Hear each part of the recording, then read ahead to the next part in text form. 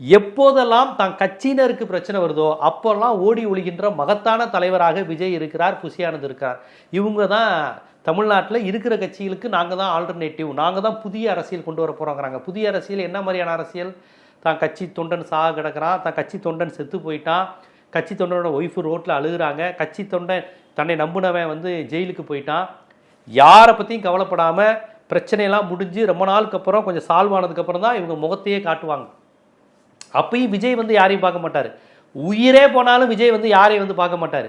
விஜய்க்காக உயிரை விட்டாலும், விஜயை பார்க்கறதுக்காக வந்து உயிரை விட்டாலும் பணத்தை தூக்கிட்டு வந்து நீங்கள் பனையூரில் தான் பார்க்குற மொழியே அவர் வந்து செத்தவங்க வீட்டுக்கு கேத வீட்டுக்கெலாம் வரவே மாட்டார்.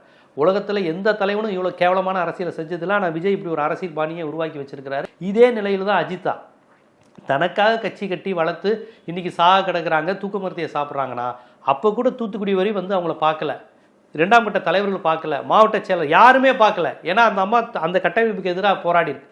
அப்போ ஒரு பெண் திமுக அதிமுக மாதிரி பெரிய கட்சியில் பதவி கிடைக்காது, பொறுப்பு கிடைக்காதுங்கிறவங்க தான் பெரும்பாலும் இங்கே வருவாங்க. விஜய் நல்லது செய்வாருன்னு நம்புகிறவங்க, புதுசாக ஒரு சக்தி வரட்டும்னு வழக்கம் போல் ஒரு குரூப் இருக்கும்ல தமிழ்நாட்டில், புதுசாக ஒருத்தர் வந்து நாட்டை திருத்திடுவாருன்னு அப்படி நம்புகிற ஒரு கேட்டகரியாக தான் இந்த அஜித்தா பாவம் இருந்திருக்கிறாங்க. கடைசியில் பார்த்தா தன்னை வந்து தலைவன் சினிமாவில் பார்த்து நல்லது செய்கிறது, ஒரு நிமிஷத்தில் கெட்டவனை இது பண்ணுற, பெண்களுக்கு ஒரு பிரச்சனைனா ஓடி வர்றது, குழந்தைகளை காப்பாற்றுறது, அரசை நோக்கி கேள்வி கேட்குறது, வில்லன்களை பந்தாடுவது, இப்படி விஜயை ஸ்க்ரீனில் பார்த்து இவங்க நம்பியிருக்காங்க. விஜய் எந்த பிரச்சனைனாலும் ஒரு செகண்டில் வந்துடுவார், அப்படி இப்படிங்கிறதுக்குள்ளே காப்பாற்றிடுவார் அப்படின்னு நினச்சி இவங்கெல்லாம் வந்த கூட்டம். ஆனால் உண்மையில் வில்லன்கள், சினிமா வில்லன்களை விட கொடூரமாக காரை நகர்த்திக்கிட்டே போகிறாரு. ஒரு லேடின்னு கூட பார்க்காம காரை ஏற்றி தள்ளிட்டே போகிறாரு.